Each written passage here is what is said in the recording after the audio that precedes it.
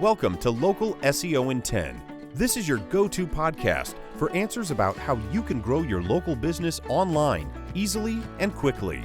Brought to you by local SEO experts Magnified Media in Walnut Creek, California. In each 10-minute episode, our digital marketing expert Adam Duran answers your questions on how you can get more leads for your business fast. Remember, if you're not taking care of this part of your business right now, you can bet your competitors are. And now, here's our host with the questions, Jamie Duran, and our expert with the answers, Adam Duran. Hello, Adam. Hey, Jamie. All right. How's your week going? It's going good. Last week, sorry, everyone, had some computer malfunctions happening, so it took away a couple of days of productivity for me, but I'm back up. You use a computer? Yes, I do. Yes. Everything's back up, so we have a great episode planned for you today. Great. You must have been thinking about this for 2 weeks. Yes, I have, and prepared for many years, actually. So a lot of times we talk to business owners who they have been in business for a number of years, and when they finally find us, we find that their marketing is all over the place. They have talked to hundreds, maybe sometimes it seems, of marketing people that have convinced them that they should do this, and then they should do this, and then they should do this, and then they should do this. And then they come to us and we're like, okay, we need to simplify. You're all over the place, and this is what we need to do to get us back on track and get you back on track so you can focus on actually serving your customers and growing your business. So if any of these sound familiar to you, then yeah, this is the episode for you. Okay? Ready. All right. First thing that we see is a client comes to us and they're like, okay, I have one domain, but then I also have 15 other domains that I bought, and I've been paying for those for like the past 10 years. Should we be using those in some way? And my answer is no. You shouldn't be using. Just focus on one. Pick the one that you have been using the most. Generally, that's the one that has the most authority attached to it because you've been using it, you've been updating it, you've been adding stuff to it. Hopefully. The other ones, if you're a CPA, bestcpa.com, I've had that for years. Unfortunately, having a domain that matches your category or something like that, or your city name, that used to have some kind of SEO benefit. It no longer does.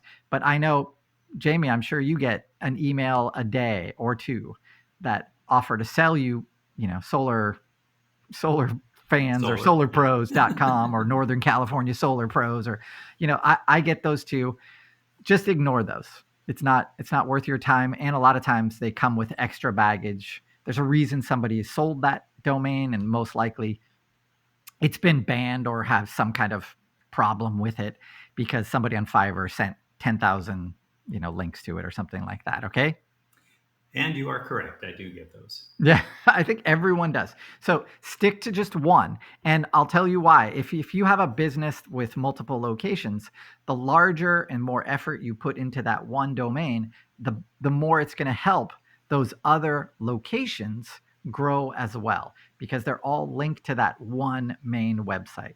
If you have 10 websites, then it's and you've been adding content to them and they are all linked properly to each other, that kind of thing, then yeah, you can, there are benefits to that. But generally, if you're a local business, invest in one domain and stick with that investment. Don't blow it up with somebody, like I said, from Fiverr, who will give you 10,000 links to it. That's a really, really bad thing to do. So don't do that, but just stick with that one domain. Okay. And focus your efforts on increasing that one domain's authority. Because, like I said, if you have multiple locations or even just one, when you do that, it will help with your organic ranking. Okay? Got it. Just to focus on that one. All right. The other thing you're going to do, what we notice is we'll have a client come to us and they'll be like, okay, we have a Facebook agency We have a Google Ads agency, and we have a website agency, and then we have an agency that does our whatever, something else for us, TikTok ads or something like that. So when you have a disjointed group of people who aren't communicating with each other, working for your business, understand that they are motivated to sell you their product only, right? So if I'm a Facebook ad strategist, I'm going to recommend, what do you think, Jamie? Instagram. Yeah, and Facebook. Thank you. I'm going to be focused on Facebook because, number one, that's my hammer. So everything I look at, it looks like a nail to me. So I want to tell you, hey, you need to do more Facebook ads. Of course, that same theory and that same idea applies to every one of those platforms. So if I only do local organic SEO, or if I'm focusing on Google ads, each one of those, if I have an agency for each one, they're all going to kind of be telling me conflicting advice. Okay. And when you have that many options available to you and not a whole lot of time to think about them, then that's a recipe for what, Jamie? Confusion. Yeah. And non-success. It's definitely a recipe for wasting a lot of money. So choose an agency and choose the platforms that you think your customers are going to be using, right? So theoretically, think about it. If you go to Facebook, are you going to go to Facebook looking for your next plumber or your next roofer or your next law firm? Probably not. So using those platforms for roofing and plumbing and law firms probably shouldn't be at the top of your list if you're one of those businesses. Talking to a social media marketing person and they only focus on Facebook ads or Instagram ads, then yeah, that's what they're going to recommend for you. And so just kind of look at it with a little common sense, and stick with one agency and how you can choose that agency. We've done episodes in the past about that.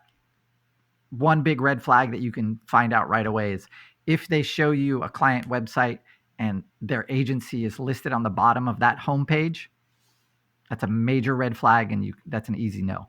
Okay? Yeah. Well, and if their email address is a Gmail address. Yeah, that's or you found them because they spammed you. Yes, probably stay away from that one. All right. So another one, make sure, I did touch on it just briefly, is that your ad strategy, if you're doing ads, you want to kind of try and stick with one at a time. So if you're going to run Yelp ads, and focus on Yelp ads. So see how it goes. Spend a couple months with Yelp. If it's not working, then try Google ads. Spend a couple months. So basically, our recommendation here is you need to be able to focus where the leads are coming from. And of course, the analytics that each one will give you, those are great and everything, but a lot of times they conflict. And even asking the customer themselves, hey, where'd you hear about us? A lot of times they don't know. So, and they'll give you conflicting information too. So stick with one platform if you can, and the marketing agency that you use should tell you the same thing. Getting on every platform at the same time it's very tough to do. Most companies can't manage it because it's so, you need multiple people then involved, because it does take time. Each one of those platforms demands a ton of attention to make sure that everything is running correctly, and tracking everything correctly. Interesting. You would think it could be just one person posting to multiple social media. So I'll just digress a little. So if you want to get good data from these ads, then they need to be set up correctly from start to finish. Okay. And to do that, you definitely need, like with Facebook, to have the Facebook pixel installed. You have to have a conversion page. If they come to a website, you have to have a page or some kind of conversion action that is recordable. That kind of stuff does take expertise, and it's a lot of troubleshooting because a lot of times it won't work right the first 3 or 4 or 5 times that you set it up. And I know as an owner or someone who doesn't do this for a living, you're like, wait, what? Shouldn't it work? Yes. It should. And it just sometimes or many times, it just doesn't. And then, so what do? Oh, well, then you start over and do it again. And Yep. then what do? Oh, then you talk to Google customer support. And what do? They say, yeah, it should work. I love that. I've lost count of the times that, the hours I've spent working through problems like that. So anyway, it can get, if you have to do this over multiple platforms, good luck, man. Staying on top of, and like I said, setting them up, getting them to run, sure, they okay, that's okay, but getting the data out of them, that's a time suck. Okay. Yeah. All right. Understood. So then organic SEO. So that means getting people to find you organically, not to pay for them to come to your website. Focus on the big ones. The big ones are your Google business listing, making sure everything there is correct. We've done episodes on that, so go back and check those out. Also, some kind of content creation strategy. We've done multiple episodes on that. But you need somebody to be creating content for your site to grow your local authority for your category on Google. All right. So that is one of the things that I see business owners, they'll outsource and then whatever comes back is just junk. So it's 200 or 300 words. It's unrankable and no one even checks because no one really cares. So if you care, focus on those two big things, your Google business listing and that the content that you're creating. Okay. And have a system for doing that. Got it. All right. That's all. Okay. Woo! Well, that's quite a bit. Yeah. That was 5. There's a lot more, but those are the big ones that I see, especially the having multiple domains and stuff. I think that's a big holdout. Hiring an agency that doesn't really know what they're doing. I see that a lot. Having an agency that basically holds your content hostage. Seen that a lot. You gotta trust the people you're working with, and if something doesn't sound right, you have to address it at the beginning, not at the end. Got it. Yeah. So simplify. All right. Simplify. Beautiful. All right, Jamie. That's all I got. Unless you got questions.